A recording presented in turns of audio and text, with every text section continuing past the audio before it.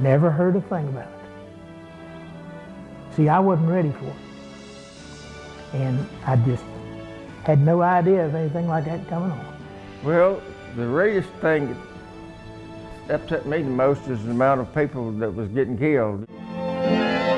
On the morning of December 7th, 1941, the sun was out, the water still, and a Japanese naval assault force was parked just 300 miles off the coast of Oahu. There were West Virginians on the island that day, getting ready to start what should have been a quiet Sunday morning. I was in mess hall eating pancakes. Every Sunday morning we'd have a convoy going to the beach, Soldiers Beach. We were standing in the chow line and waiting normal routine. And I was eating breakfast that morning, getting ready. We were supposed to go on maneuvers that morning. I never completed breakfast. I was drinking a cup of coffee, and all bombs started falling.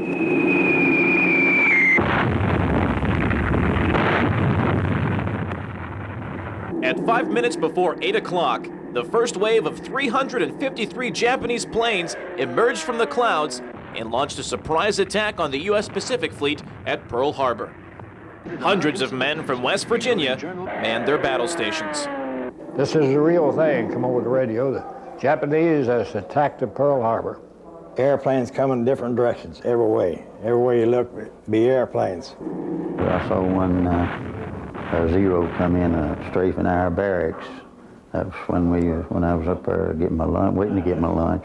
Finally went out to sea, and all the black smoke was coming up from Pearl Harbor, and planes was flying, and I couldn't figure out.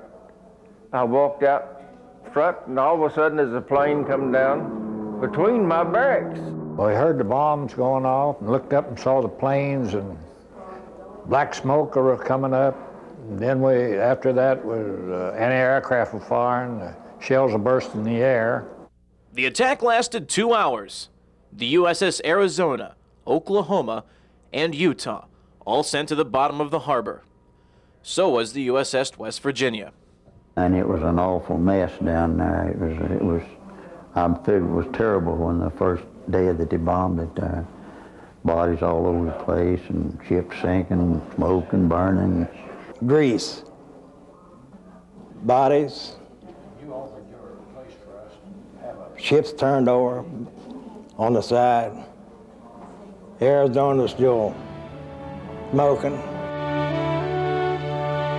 These relics are from the original battleship USS West Virginia. They're on display now here at the West Virginia Cultural Center. The actual battleship itself, USS West Virginia, was raised from the wreckage at Pearl Harbor. That's because this ship was needed to fight. America was going to war.